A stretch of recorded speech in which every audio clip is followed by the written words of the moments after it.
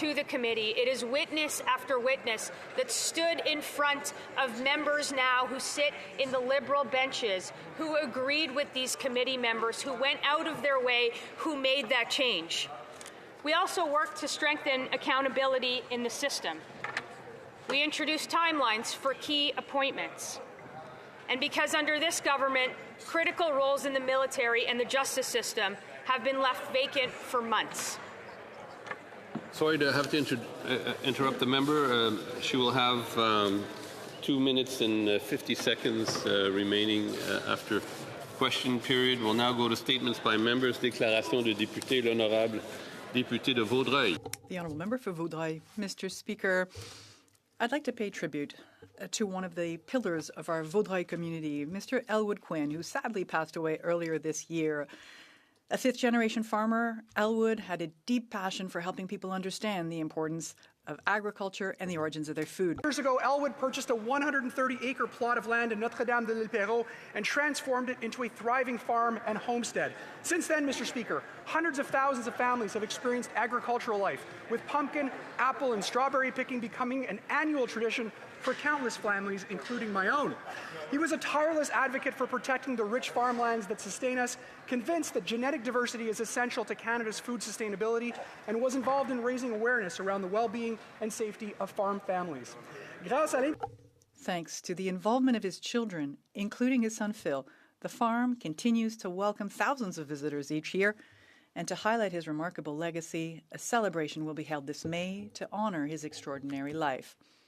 Rest in peace, our friend Elwood. Our friend Elwood. The honourable member for Simcoe North. I rise to tribute a dedicated public servant and pillar of our community, Phil DeBrune, who passed away on April 13th at the age of 71. Phil's career was a testament to his unwavering commitment to justice and integrity. He found a passion for policing in high school, graduated from Georgian College, and began policing on the front lines at age 20 in 1974. He eventually joined as an instructor at the Ontario Police College, where he stayed until 2009. Phil returned to school to complete his studies in undergraduate and master's programs, while always maintaining a connection to teaching and policing. He contributed his expertise to the Penetanguishene Police Services Board and South Simcoe Police Service, as well as many local charitable causes. Phil was polite, kind, and generous. He cherished his family and his community. Ethics, honesty, and integrity defined him. His faith was his foundation, and his principles were his guide. Phil leaves behind a profound legacy cherished by his wife Susan, his stepchildren, and grandson.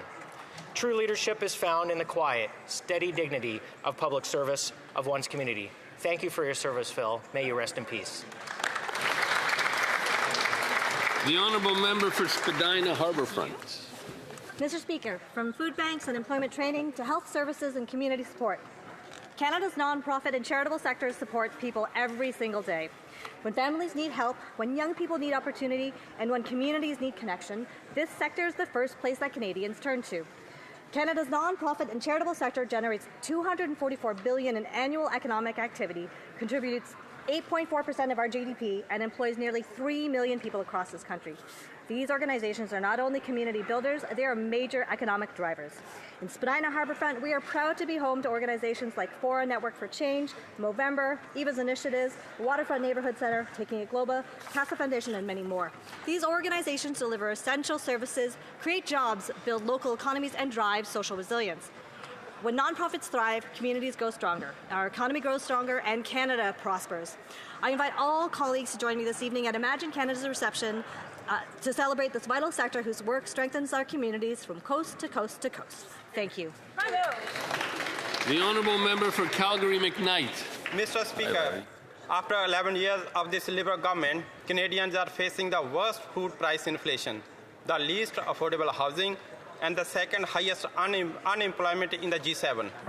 2 million Canadians line up at the food bank each month, and Canada's happiness ranking has dropped from 5th in the world to 25th.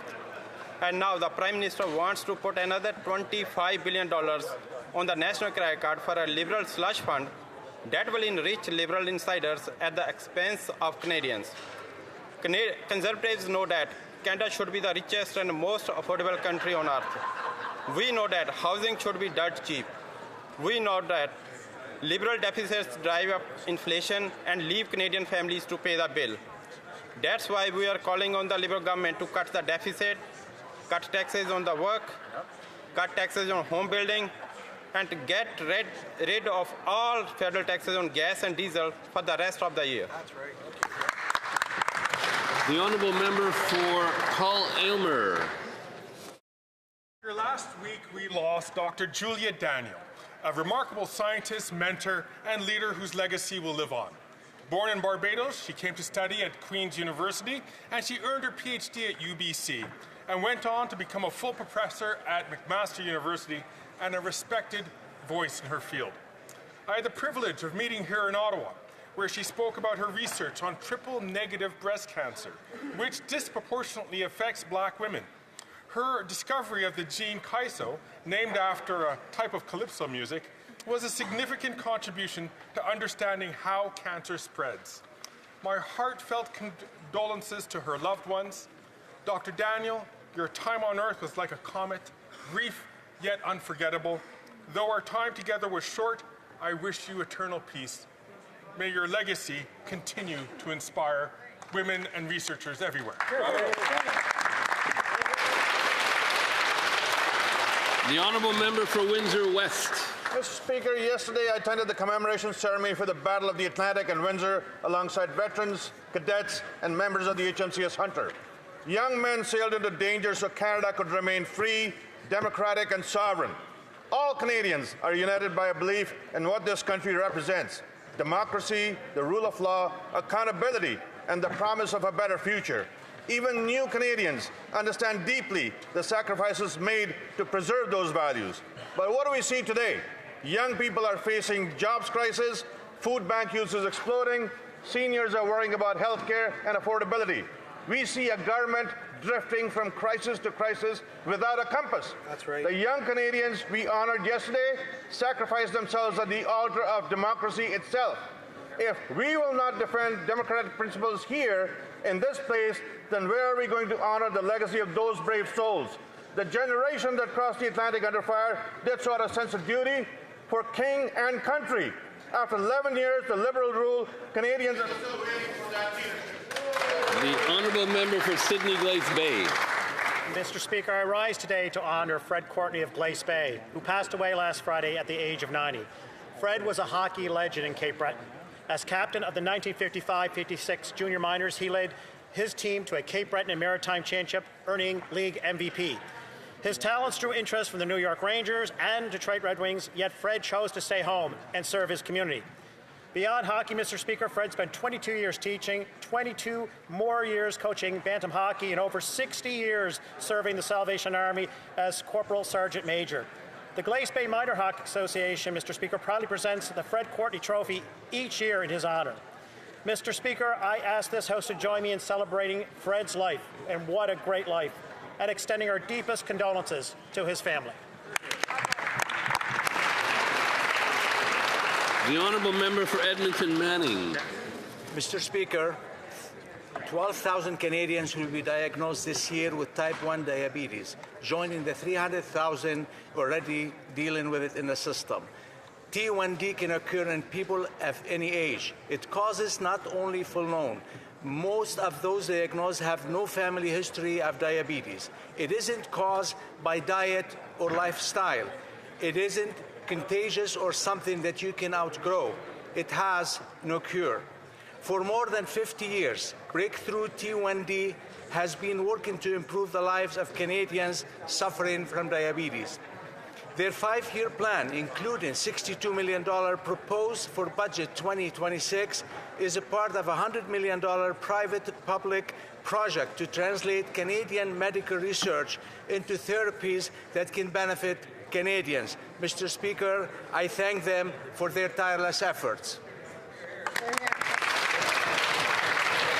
The honourable member for Drummond. Mr. Chairman, yesterday in Montreal, SOCAN held its 35th gala to celebrate the exceptional contributions of our songwriters and music publishers. It was, in particular, an opportunity to pay tribute to two musical giants of Quebec culture, Margeau and Luc Plamondon, from Diane Dufresne to Céline Dion, from Charlebois to Dubois. From Starmania to Notre Dame de Paris, Plamondon's lyrics have been with us for half a century, and his extraordinary world is now our own.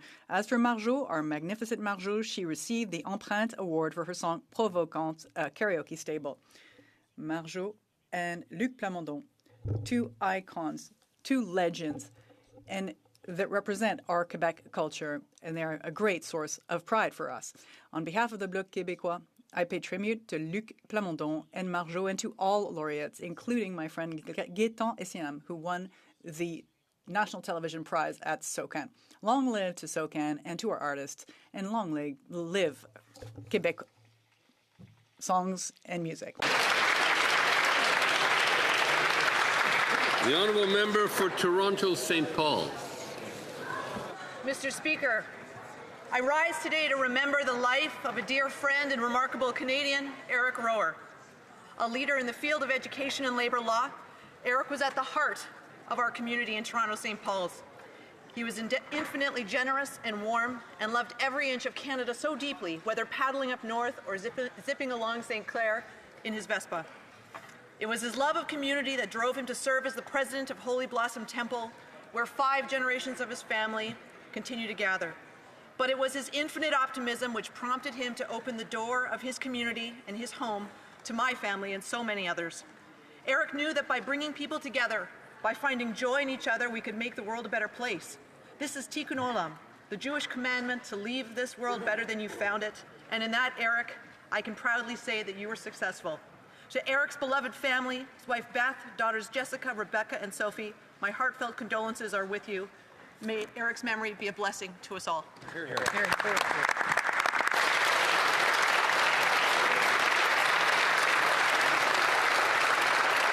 The Honourable Member for Niagara South. Mr. Speaker, despite the illusions with this Liberal Prime Minister, it's more cost, more carbon taxes, more of the same. Liberals blame $100 per barrel oil for high gas prices. But in 2014, oil was also $100, and gas was $1.38 a litre. Today it's $1.83. That's 45 cents more for the same global price. What's changed? Well, Liberal policy. Higher taxes, carbon taxes, and GST on top of the tax are driving up costs. And a weaker dollar, down roughly 20% since 2014, means Canadians pay more for fuel and food because our economy is weaker under Liberal leadership. Canadians are paying the price for bad policy. All of the taxes, we want all of the taxes removed all of the year. It's time for Liberals to take our common sense plan to remove them, unblock our oil and gas production, and make Canada affordable and strong at home. The Honourable Member for Compton-Stanstead. Thank you, Mr. Speaker. I'd like to acknowledge the presence here in Ottawa of people from my riding, representatives from the municipal, community, and business sectors, including the Mayor, Esther Réfort, the President of UPA Estrie, and the directors of the Maison Estrie. They have come to share their concerns regarding cellular connectivity in our regions, whether it's for road safety when an emergency call doesn't go through, or for our small and medium-sized businesses that rely on reliable networks to deliver their services. The lack of coverage remains a real issue for public safety and economic development. The discussions in Ottawa serve as a reminder that behind the statistics lie very concrete daily realities in our communities and that we must provide solutions. I want to commend their commitment to bringing these issues to light here in the capital, and I reiterate my determination to continue raising them in the House. Thank you, Mr. Speaker. The Honourable Member for St. Albert, Sturgeon River. Mr. Speaker, the Liberals' costly budget demonstrates once again that the Prime Minister's rhetoric does not match reality. The Prime Minister promised to spend less. It turns out he's spending more, way more than Justin Trudeau. In only 1 year, the Prime Minister has managed to double Trudeau's deficit, and now the Liberals are on track to rack up a record $1 trillion of new debt. It begs the question, for all of the spending and all of the debt, what do the Liberals have to show for it? Record food inflation, record housing costs, terrible productivity, and the second highest unemployment rate in the G7. Despite the Prime Minister's rhetoric, he's more of the same. He's just another costly Liberal. It's true. Honourable member for Ottawa Centre. Speaker, today, along with parliamentarians, members of the Canadian Armed Forces, veterans and families, I had the honor of attending the groundbreaking ceremony marking the start of the construction phase of Canada's National Monument to the Mission in Afghanistan. A permanent memorial to the 158 members of the Canadian Armed Forces and 7 civilians who lost their lives. It is also a tribute to more than 40,000 Canadians who served during our country's largest military deployment since World War II. Nous modifions également la manière. We are focusing on the way in which we pay tribute to these veterans. Ottawa Centre, and to represent the community where this monument will reside. But at its core, this must be a space for all Canadians. It must be a space to honor our history, guide our future, and a place to inspire the next generation of remembrance.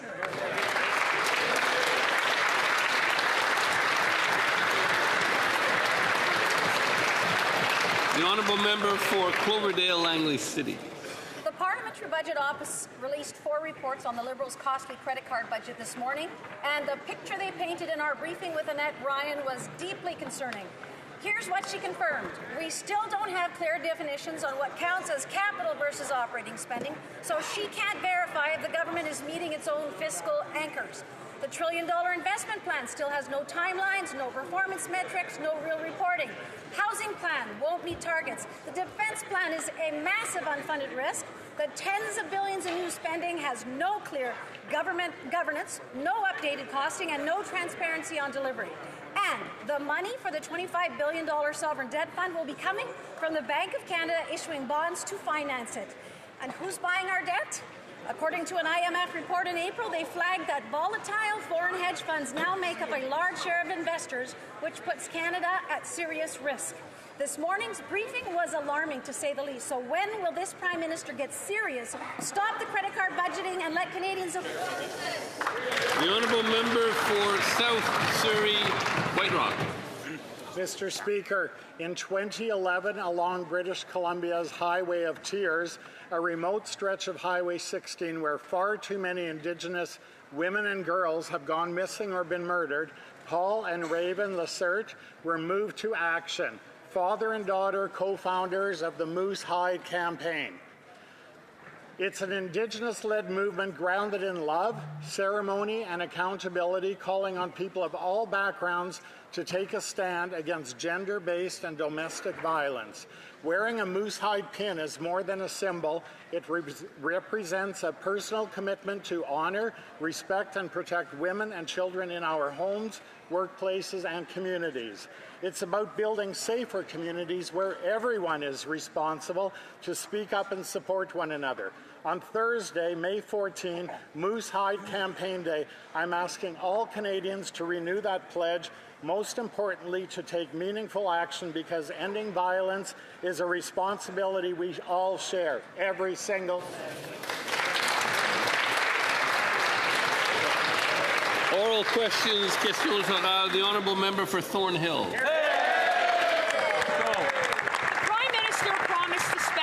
But then he spent $35 billion more in the last fiscal update alone. He promised to lower the debt. Instead, the deficit's doubled from just 1 year ago. And he promised fiscal brilliance. But the not even so conservative Globe and Mail calls that an inversion of reality. Once an expensive Liberal, always an expensive Liberal. This year, Canadian families will write a check for $3,400 just to cover the interest on the Liberal debt. Why won't the Prime Minister stop forcing Canadians to pay the credit card bill and just allow them to get by? Hear, hear. The Honourable Secretary of State for Financial Institutions.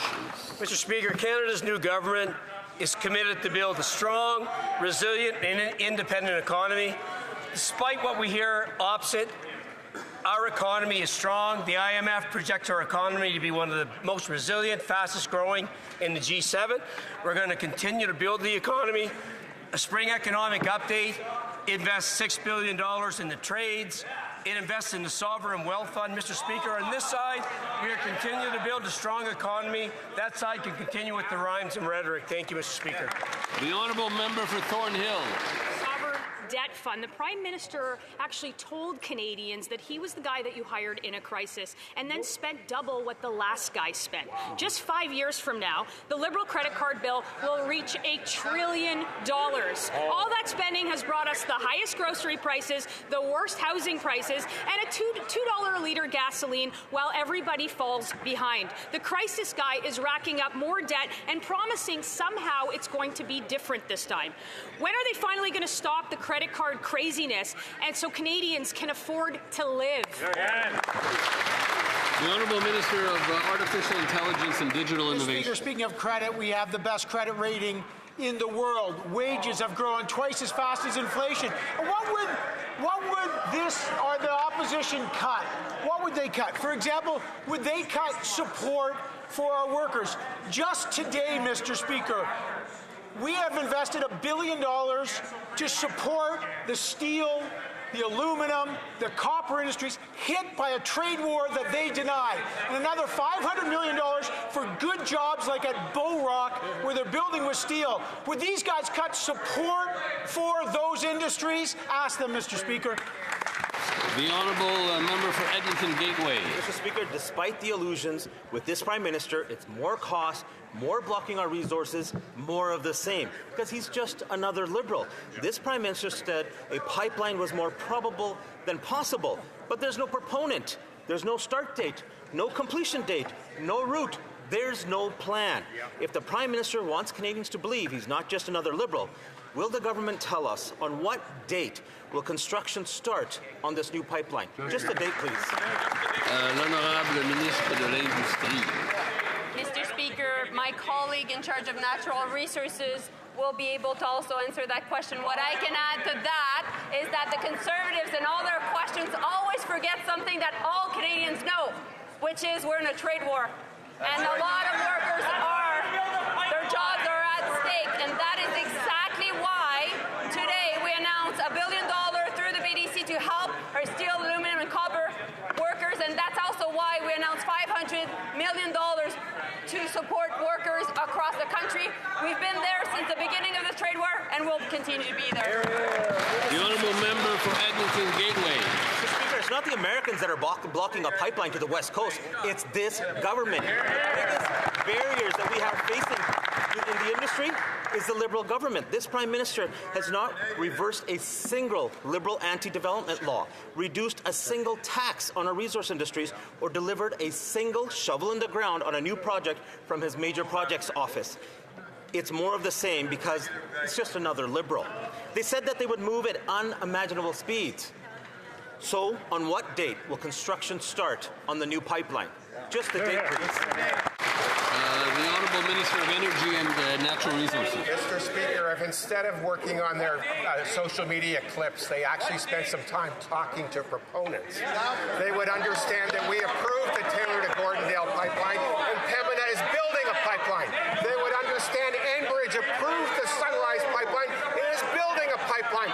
And if they actually talked to the government of Alberta, they would understand Alberta is coming forward with a proposal by July 1st, Mr. Prime Minister. L'honorable député de Mégantic-Lérable. The honourable member for Mégantic-Lérable, Lobinière. 1 with 12 zeros. 1 0 0 0 0 0 0 0 0 0 0 0 0. $1 trillion. Mr. Speaker, that's the amount that the Liberals have added to the national credit card over 10 years. More zeros means more debt. More debt means more taxes. More taxes means less money in Canadians' pockets. This Prime Minister is just another Liberal. When will he start adding zeros to the national credit card? When will he finally let Canadians just pay the bills? The Honourable Minister of Industry.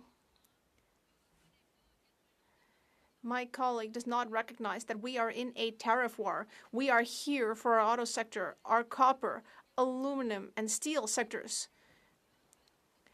And in fact, Quebec is very pleased with our announcement this morning of $1 billion for BDC and $500 million for economic development agencies. My colleague has to recognize that we have reduced government operating costs. Meanwhile, we are investing in order to create economic development. Our plan is working. The honourable member for Mégantic-l'Érable-Binière. Well, I just add another zero to that, this time for the minister's answer. Because when a student piles up the zeros, they fail. This Liberal government is piling up the zeros and Canadians are paying for that failure. Costs are skyrocketing. Everything costs so much. Housing, food, gas. Why? Because the Liberal Prime Minister is printing more debt as if there were no tomorrow. But there is a tomorrow, and our children are going to have to pay the debt and the interest.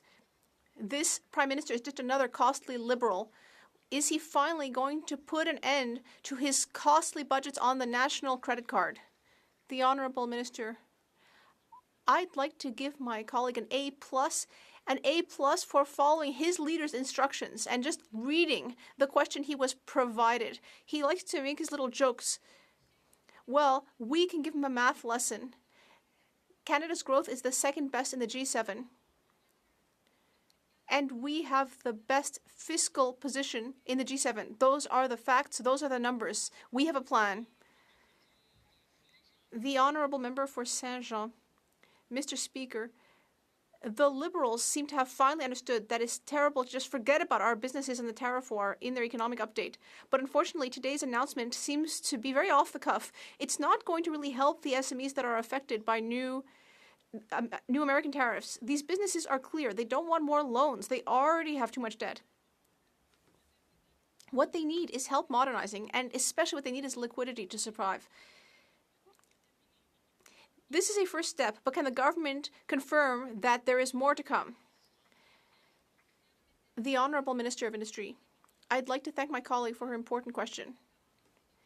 Indeed, we have announced good news for our businesses this morning, $1.5 billion to help with liquidity and with extremely favorable debt, no interest for the first year, and then very low interest for years 2 and 3. And there's no need to pay the loan back until the end of the term after 3 years. We're doing this because our businesses need help. We are here to help them. We are getting good reactions from the manufacturers and exporters of Quebec and other organizations. We're meeting their needs. The Honourable Member for Saint-Jean. Mr. Speaker, we will cooperate with the government on this first step, but let me just quote the Federation of Chambers of Commerce. For businesses that are currently barely able to survive, this is not enough. They need liquidity to keep operating. They don't need more debt or to make investments that won't benefit them until the middle or long term. That's what the Federation says. Mr. Speaker, we need immediate help and we need wage subsidies in order to avoid layoffs. When is the government finally going to do something about this? Thank you, Mr. Speaker. I just spoke to the leader of the Quebec Federation of Chambers of Commerce. And she said she greatly appreciated what the government is doing here. Of course, there's always more to do, and we will do more. But I think this is good news for companies like PRP that have been affected by the new tariff calculation. Companies like Manac with thousands of jobs throughout Quebec and the rest of the country. And that's why my colleagues and I have been in solutions mode this morning. The Honourable Member for Joliette-Manawan. Mr. Speaker, the new American tariff calculation started on April 6th is a catastrophe for Quebec's manufacturing. Desjardins revealed that a quarter of all Quebec exports to the U.S. are being affected. This is around a 60% increase, and it is affecting our small businesses, but they're not being helped by our government in this announcement. They cannot take on more middle-term debt when they are facing immediate bankruptcy. They need help today. Will our government do something about this? The Honourable Minister for Canada-US Trade. As my colleague just indicated, we just announced further measures this morning to support businesses that are being affected by the unjustified tariffs from the Americans. I have met with a number of these businesses, and my colleague has too. Our ministers, our members are very aware of these difficulties, and that is exactly why we are supporting these industries, and that's why we are there to do more if necessary. Member for Calgary East. This Liberal Prime Minister racks up the national credit card because he knows Canadians have to foot the bill. Despite all the Liberal illusions, it's more costs, more taxes, more debt, more on the national credit card, all by the same old costly Liberals. Every time these guys say they're going to change, they end up racking up more on the national credit card, now leaving Canadians with $1 trillion debt bill over the lost Liberal decade. Does the Prime Minister know this is Canadians' money, not his, or does he just not care? The Honourable Parliamentary Secretary to the Minister of Finance. Mr. Speaker, the Parliamentary Budget Officer says Canada's fiscal indicators are good, and the Bank of Canada Governor has said he's encouraged by the federal government's efforts. That's because the Canadian economy is stronger and more resilient than anticipated, 11 billion less of a deficit, inflation within the Bank of Canada's target, the highest foreign direct investment in nearly 2 decades. We still enjoy a AAA credit rating. Wages are growing faster than inflation, and the IMF says Canada's got the strongest fiscal position in the G7. Those things don't happen by accident, Mr. Speaker. They're proof that our plan is working. And the Honourable Member for Calgary East. Does this guy want a gold medal for having the second highest deficit in the entire Canadian history outside of COVID? This Prime Minister skips on the bill while Canadians are skipping meals. More than 1 in 10 Canadians now are living in poverty, and the pain's only going to get worse by these guys piling on more and more debt. The Liberals spend like there's no consequences. It's Canadians that have to pay those consequences. When will he stop the reckless spending? Stop the out-of-control deficit so Canadians can afford to live. The Honourable Minister of Jobs and Families. Mr. Speaker, in that member's province alone, the National School Food Program is feeding nearly 60,000 children.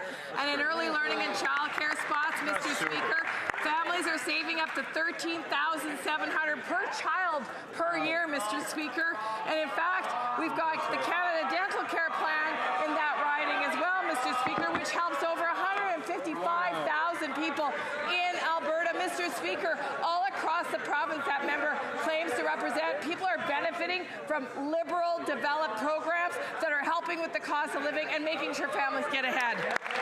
The Honourable Member for Fort McMurray Cold Lake. The Prime Minister claims a new pipeline is more probable than possible. Yet there's no proponent, no start date, no completion date, no route, no timeline, no shovels in the ground, nothing. This after promising to move at unimaginable speeds. Despite the illusions, it's clear the Prime Minister is just another Liberal. If he wants Canadians to believe he's anything other than just another Liberal, will he answer this simple question?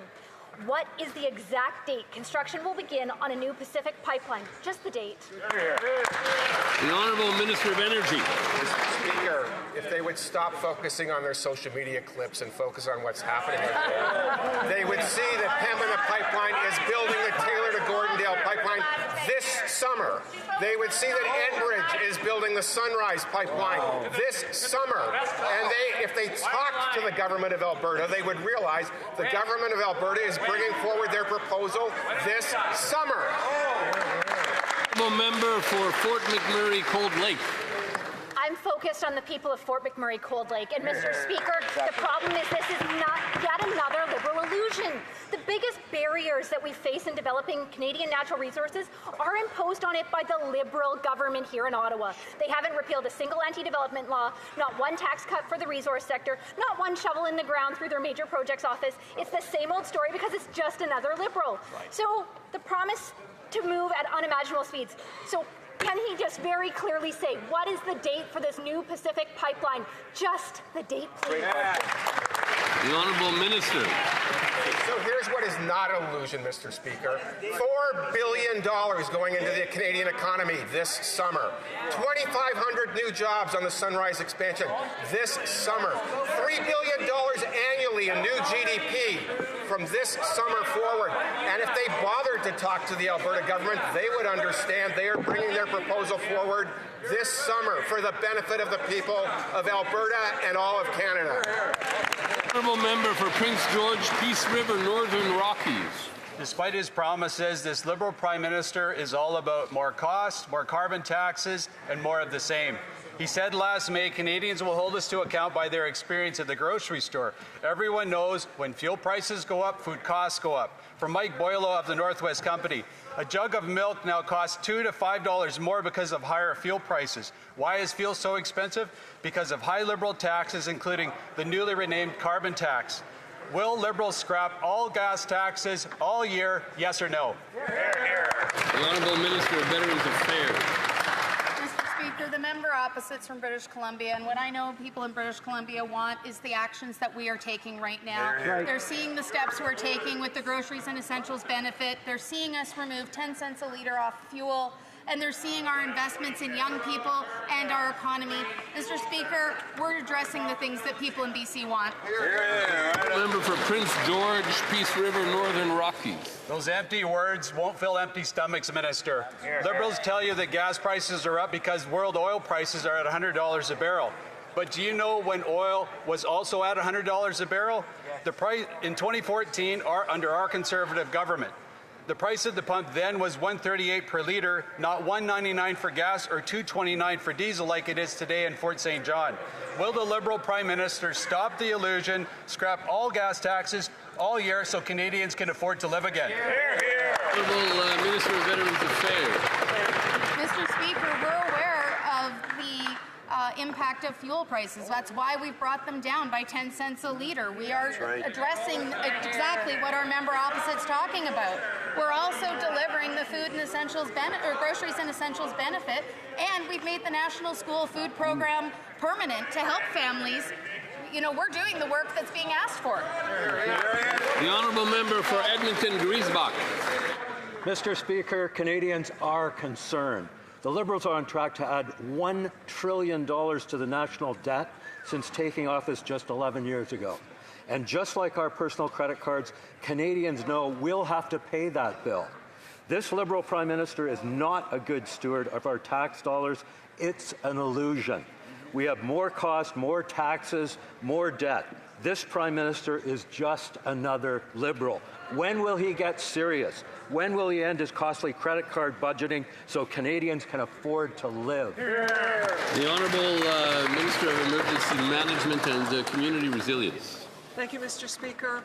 Our plan and our spring economic update is good for Edmonton, but my fellow Edmontonians on the Conservative benches shouldn't just take it from me. Doug Griffiths, President and CEO of the Edmonton Chamber of Commerce, says our update aligns closely with what Edmonton businesses have been wanting to see from our federal government.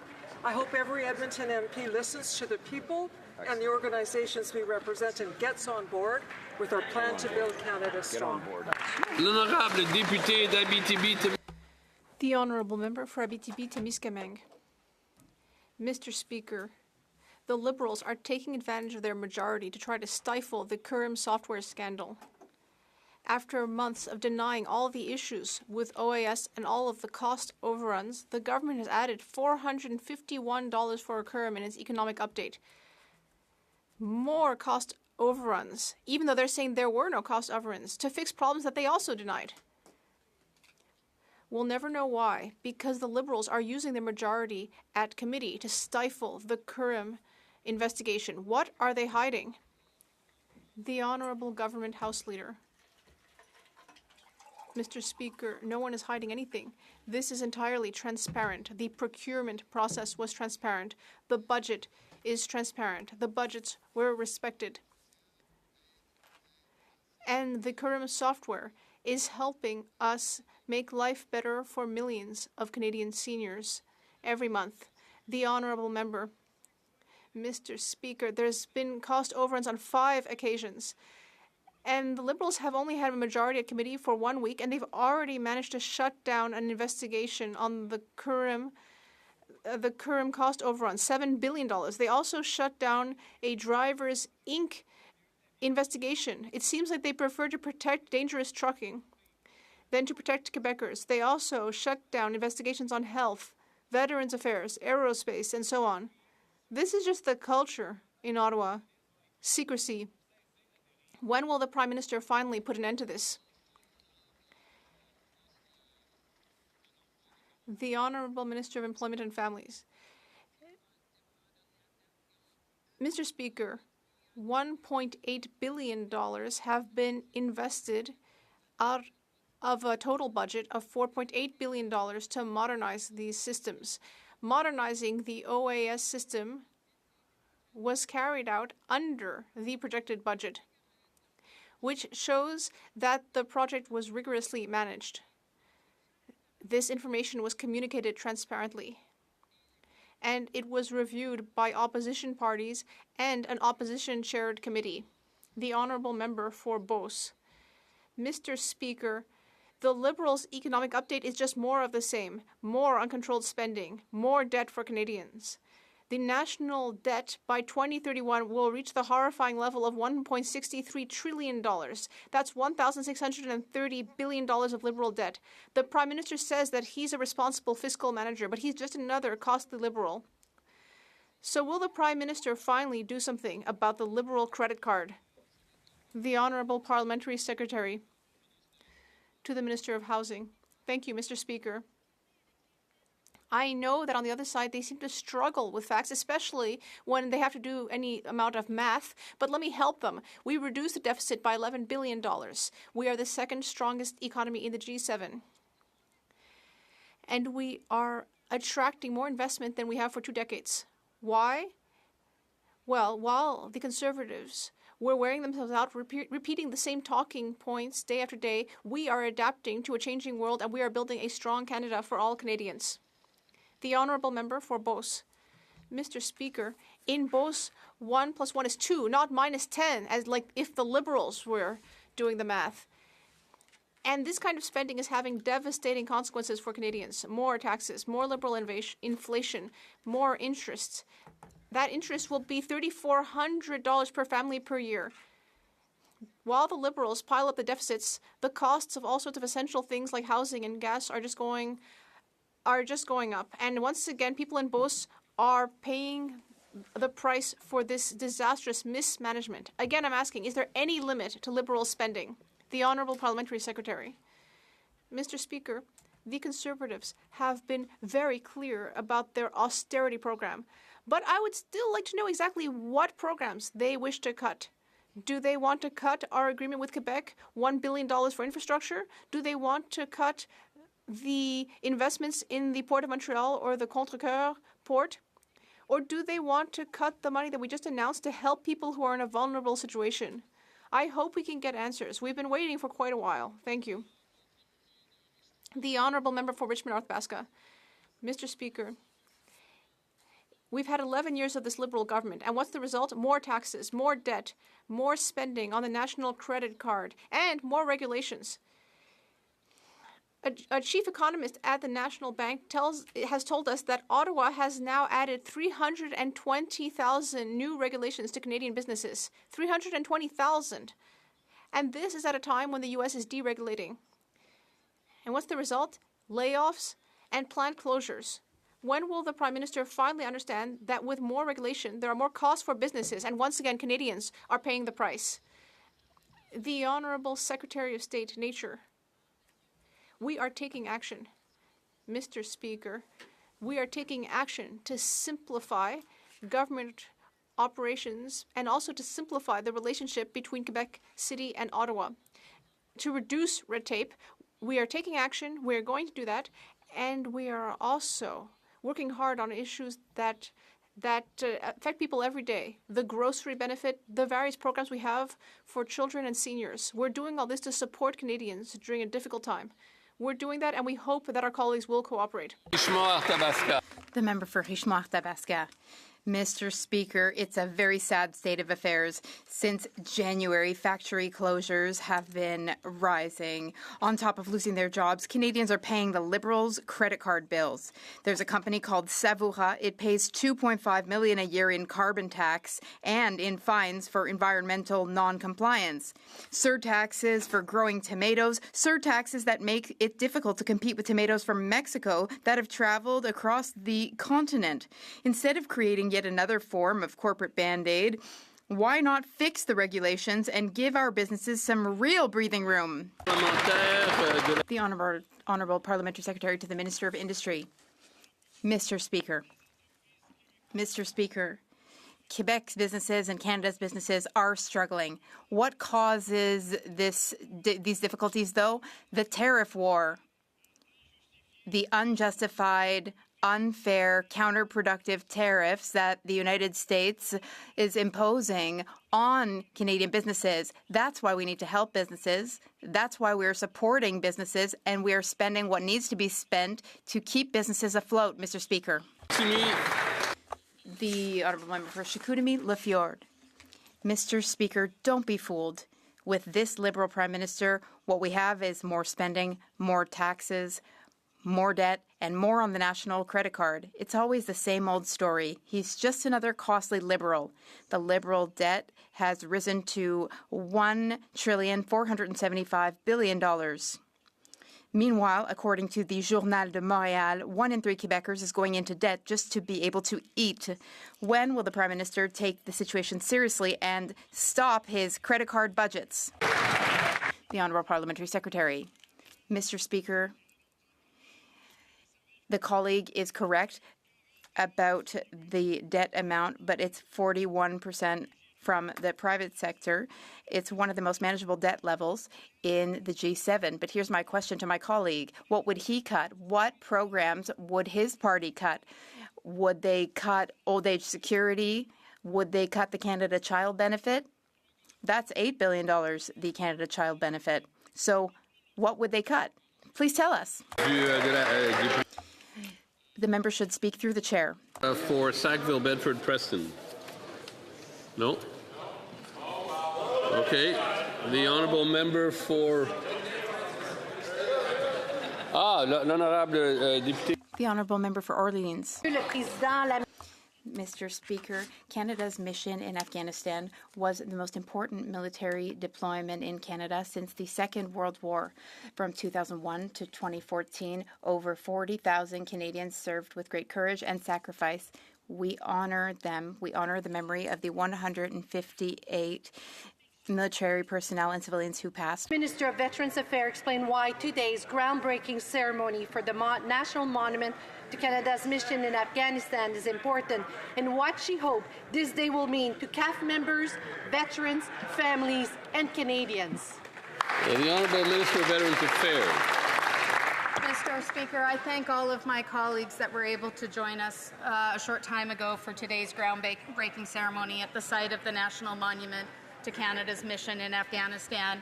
This is a long overdue step in ensuring that the service and sacrifice of Canadians, notably the 158 Canadian Armed Forces members and the 7 civilians who gave their lives, are remembered. This monument will serve as a place of solemn reflection, remembrance, and learning for generations to come. A place where Canadians can better understand the contributions made in pursuit of peace, security, and human dignity.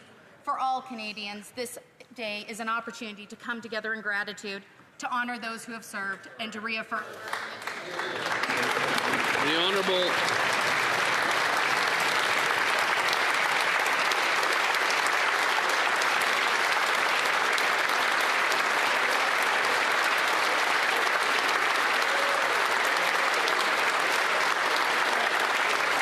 Honourable member for Simcoe North. Mr. Speaker, it's a new week in Ottawa, but the Prime Minister is on international travel back in Europe again. But we already have a free trade deal with Europe. But there is one thing our allies have been asking us for, and that is Canadian liquefied natural gas. Now, one would go to Europe to make a big announcement. So will the Minister confirm that the Prime Minister is indeed in Europe to announce on what date our allies can accept? You know, I don't think the member is alluding to a specific time when the Prime Minister would be might be leaving for Europe, but we have to be careful not to. We have to be careful. I don't think this.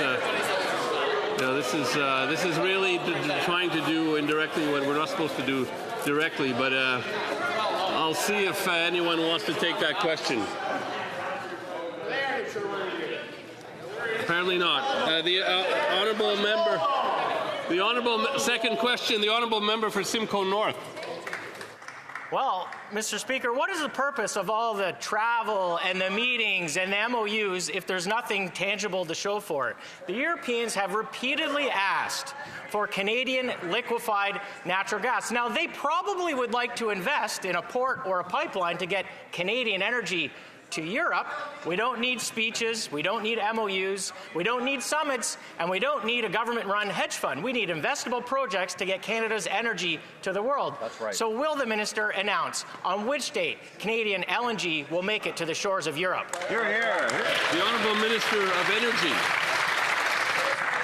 Mr. Speaker, what I can tell the member opposite is we have European governments contracting with LNG facilities today to buy LNG from Canada. And we just saw Shell, a European company, invest $20 billion into Canada because they want to build more LNG here. So maybe they could read the papers. The Honourable Member for Calgary-Midnapore. Mr. Speaker, behind all the talk, this Prime Minister is just another Liberal. He's more expensive, more anti-resource, more misleading. He is well aware that Canada already has free trade agreements with Europe. Those are all in place. What we need is for him and his government to just get out of the way and stop blocking our biggest export. He said we would build at speeds never seen before, but so far, our biggest exports under this government are speeches, handshakes, and photo ops. So does the Prime Minister know when the first shipment of Canadian LNG will arrive in Europe? The Honourable Government House Leader.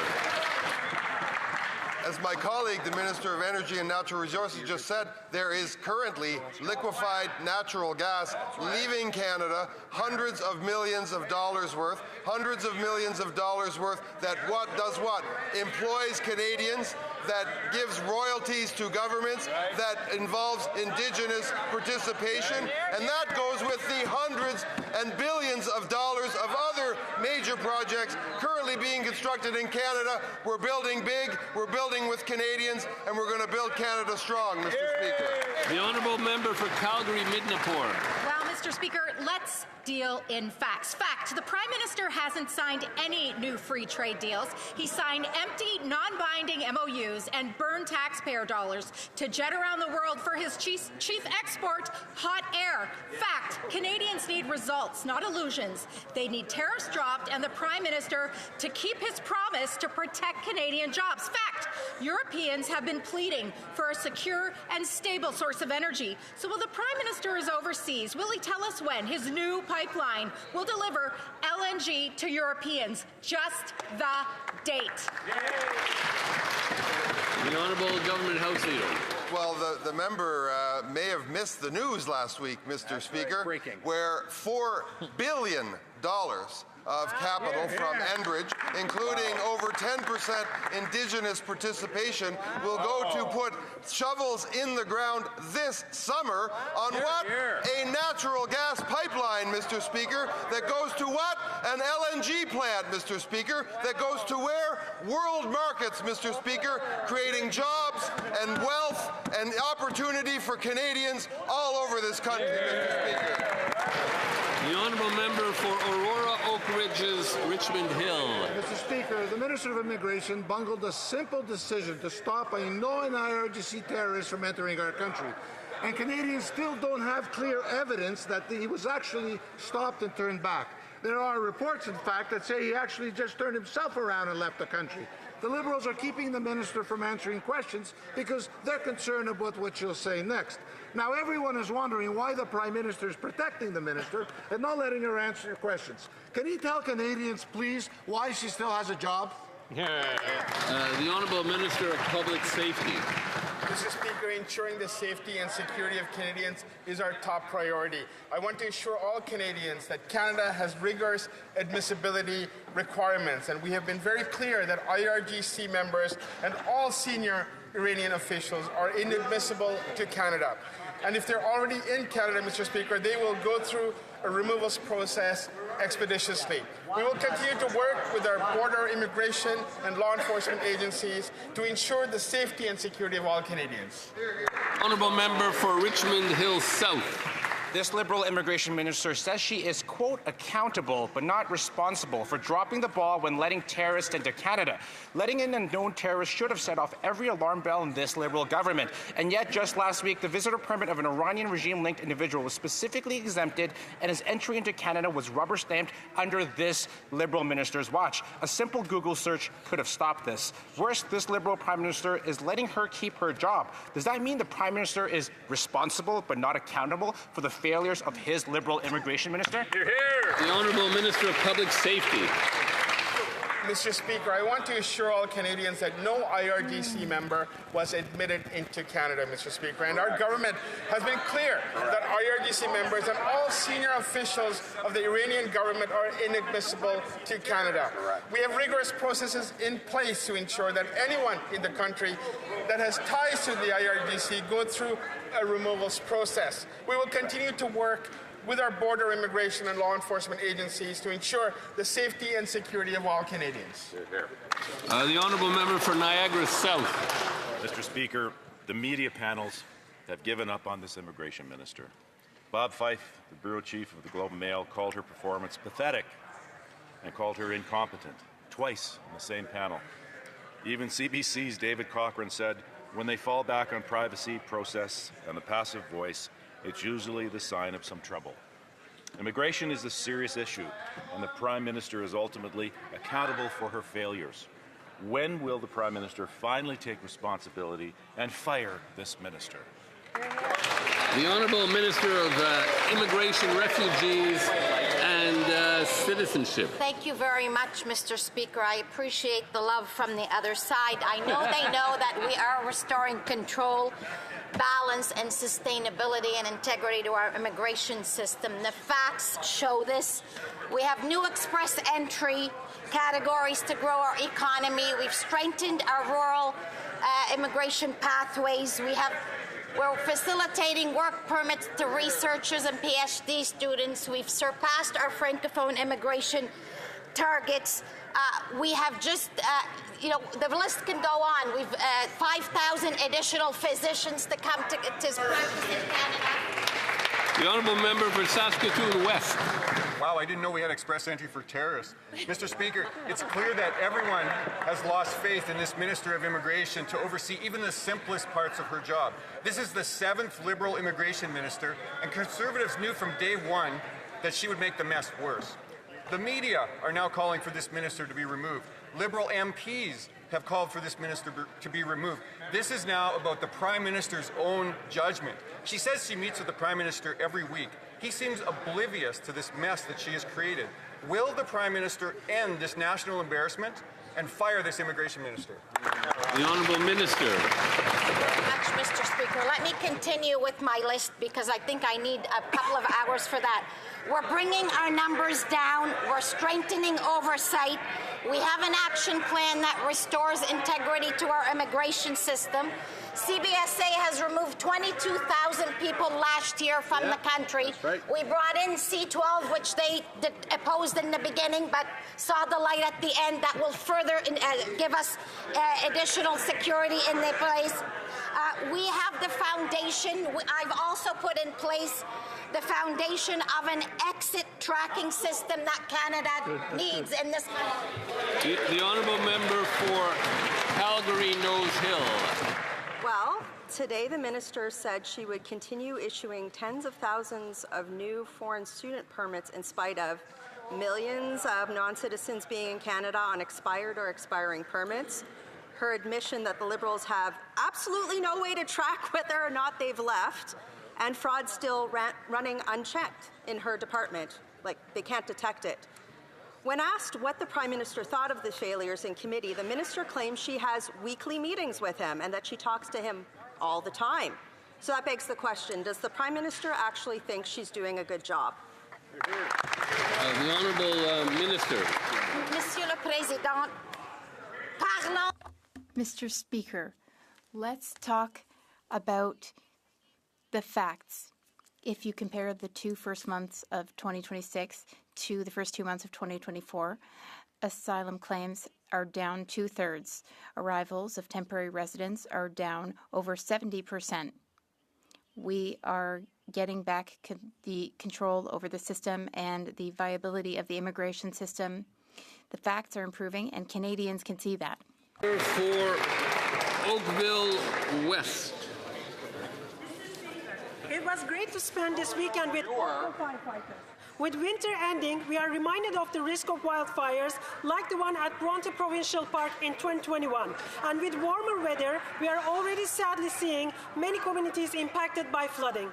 As emergencies have become more frequent, more severe, and more costly, can the Minister of Emergency Management and Community Resilience let us know what work is ongoing to prepare for the upcoming wildfire and flooding seasons to keep Canadians safe? Good question. Minister of Emergency Management and Community Resilience.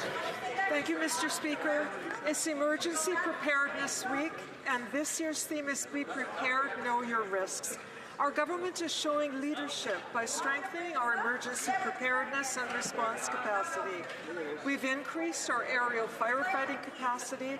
We're improving federal emergency coordination through our new Government Operations Center. And just this morning, I announced the renewal of the Humanitarian Workforce Program. We're ready and we're focused on keeping Canadians safe. The Honourable Member for Langley Township, Fraser Heights. The Prime Minister claims that his Liberal government protects private property rights and that they will appeal the Cowichan decision. But here's the problem. The Liberals dropped the argument at trial that private property rights come first, making it easier for the trial judge to conclude, and I quote, Aboriginal title is a prior and senior right to land, close quote. So how can the Prime Minister now argue that say that they will argue on appeal the very opposite, that private property rights come first, when they didn't raise it at trial? The Honourable Minister for Crown Indigenous Relations. Thank you, Mr. Speaker. Private property rights are fundamental, and our government will always defend them. We disagree with the BC Supreme Court's ruling in the Cowichan case, and we appealed it back in September.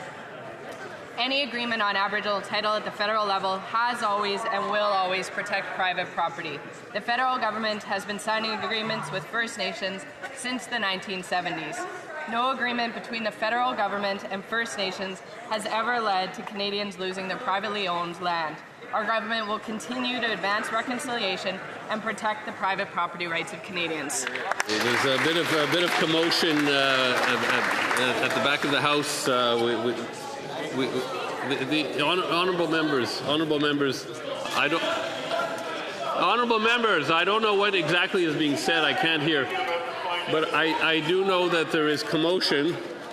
There is commotion when there really shouldn't be.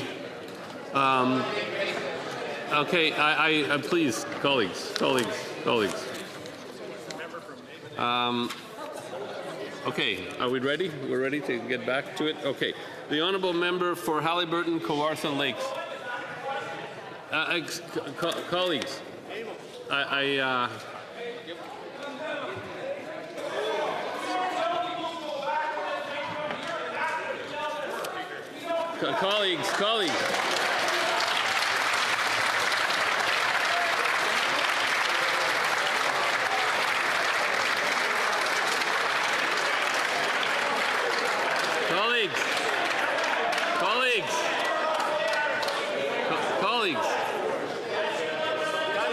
Colleagues, we have to move on. Consequences obtained.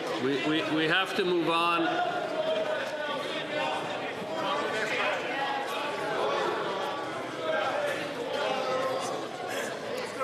The Honourable Member from Halliburton, Kawartha Lakes has a question. We want to hear it. Speaker, in 2018, the Liberals and the NDP in British Columbia made a deliberate decision to instruct their lawyers not to defend private property rights in the Cowichan case. Now, years later, that same case is before the courts on appeal, and the government finds itself unable to make the very argument that Canadian homeowners expect, that their private property rights come first. So how does the Prime Minister expect to win on appeal with an argument, the protection of private property rights within the city of Richmond, with an argument he isn't able to make? The Honourable Minister of Justice. Speaker, it's important that we correct the factual record. Since 2017, the federal government has been asking the court to notify private landowners of the case so they may participate. More recently, Mr. Speaker, we've decided to support the Montrose application, which is all about the rights of private property owners, which will allow them to potentially advance arguments that they were not able to make at trial. We are able to walk down the path of reconciliation and protect the rights of private property owners at the same time. Our next argument will be presented when we appeal the decision because we disagreed with the Superior Courts. I hope all members in the House can move forward with the full appreciation of the federal government's position when it comes to the protection of property rights in British Columbia and across the country. The honourable member for Similkameen, South Okanagan, West Kootenay. The Cowichan decision has left many residents across our communities concerned about their private property rights. The Liberals are now talking about how they'll defend property rights in court, but they never made this argument in Cowichan before. Appeals are not do-overs. They can't raise new arguments they never argued before. So how will the government lawyers argue what Liberal MPs argue here when they didn't do so at trial? The Honourable Minister for Crown Indigenous Relations. Thank you, Mr. Speaker. Preserving the certainty and stability of private property is of utmost importance, and that is why we will advance all viable legal arguments to protect private property. We disagree with the BC Supreme Court's ruling, and that's why we appealed it back in September. We're fully committed to ensuring stability, certainty, and confidence for Canadians who own property while advancing reconciliation. We will continue to pursue this matter where it belongs, in the courts, not on the floor of the House of Commons. The honourable member for Winnipeg South Centre. Mr. Speaker, on November 21st, 1919, the iconic Golden Boy was hoisted atop the Manitoba Legislative Building, and it points north to signal the prosperity of the region. Mr. Speaker, can the Minister of Arctic and Northern Affairs update this House on the ways in which the federal government is allowing the region to realize that potential? Thank you, Mr. Speaker. The Honourable Minister for Northern and Arctic Affairs. Thank you, Mr. Speaker. I thank my colleague for that important question. Mr. Speaker, the Port of Churchill Plus is a transformative opportunity to connect Manitoba and Western Canadian exports to the world. While early stages mean more work is ahead, the federal government has invested $320 million since 2017, and we're also looking to invest another $150, as you know, to the Port of Churchill and the Hudson's Bay Rail Line. This is to grow northern trade. It will also invest in lowering costs for farmers. It'll stabilize supply chains and support good jobs. So this is how we're making Manitoba a global Arctic gateway once again. The honourable member for Nanaimo, Ladysmith. These Liberals have painted themselves into a corner, Mr. Speaker. They failed to negotiate a treaty with Cowichan tribes, so they got sued and lost in Richmond.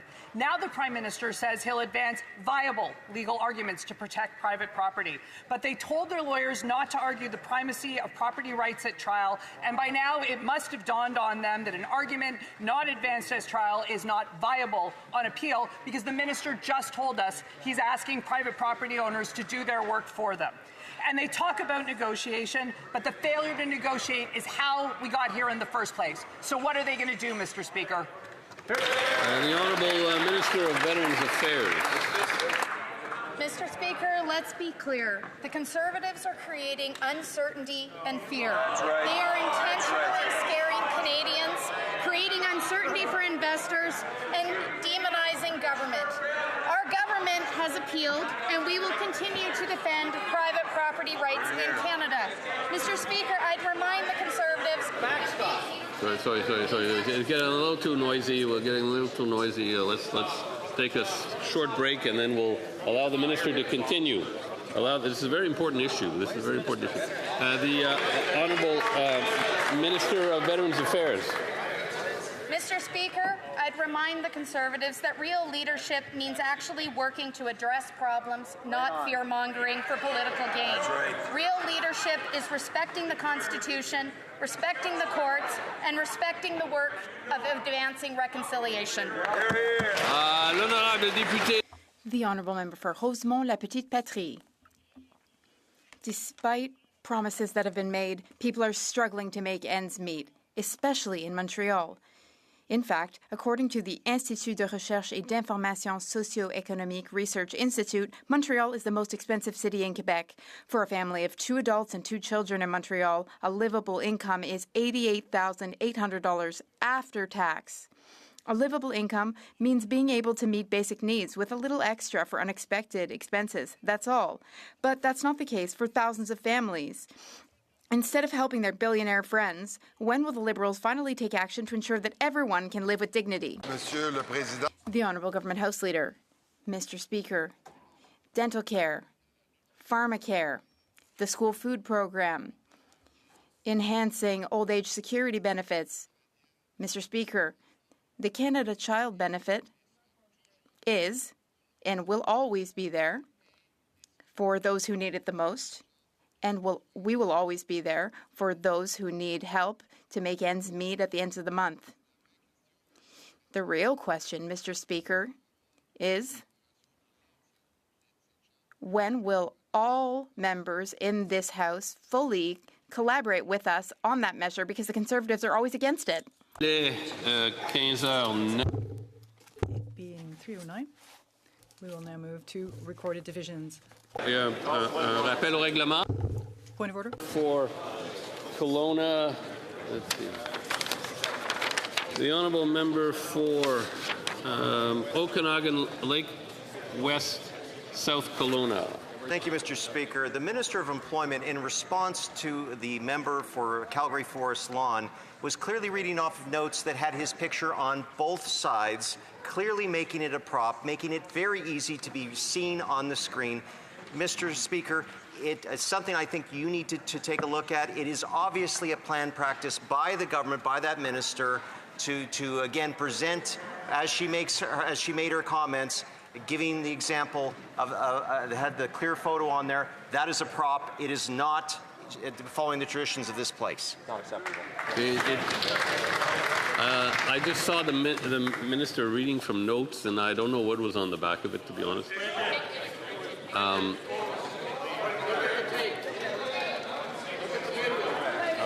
We'll have a look. We'll have a look at the. We'll have a look at the video.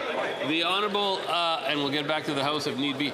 The honourable Chief Opposition Whip. Mr. Speaker, I would ask that the minister now table those documents in the House. When you look at the video screen, Mr. Speaker, what we see is Conservative members of Parliament headshot, including personal information detailed about that individual, not only their contact information, but what appears to be personal information about the members. Mr. Speaker, I believe that the minister has a collection of these with different members of Parliament's personal information that's now being broadcast on television. I'd ask that the member now table her question period binder.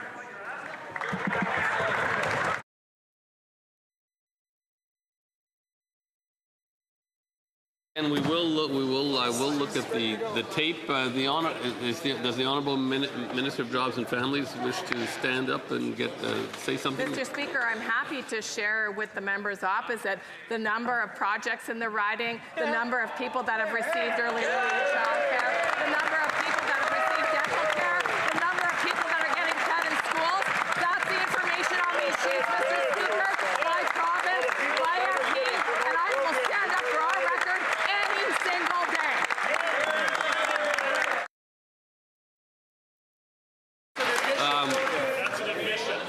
The Honourable Chief Opposition Whip. Mr. Speaker, I believe that what the minister has just agreed to is tabling those documents here in this House. I believe that that is what the minister said. She is standing. She has the documents there. They have the personal information of many members of Parliament on this side of the House. This is a breach, I believe, of the privacy of those members. She's now leaving the chamber with that document in her hands. I'd ask, Mr. Speaker, that you collect those documents. I will look at the tape. I'll look at the tape and see what we can see. L'honorable. The honourable member for Mégantic, l'érable, Le Bignan. Thank you very much, Mr. Speaker. Mr. Speaker, during question period today, the government avoided answering a question from the member for Simcoe North. Mr. Speaker, the question was legitimate. Please give me an opportunity. C'est un point de débat. That's a point of debate. I cannot force the hand of anyone to answer anything. Rappel au règlement. Point of order. Go ahead. The customs of this House are such that ministers must reply to questions asked by members of the opposition. It would seem, Mr. Speaker, that no minister chose to answer a clear question. It is a tradition when the question is in order. I found the question to be out of order in its form. Any further points of order? It being 3:15, the House will now proceed to deferred recorded division on Mr. Poilievre. A motion on the business of supply. Call in the members.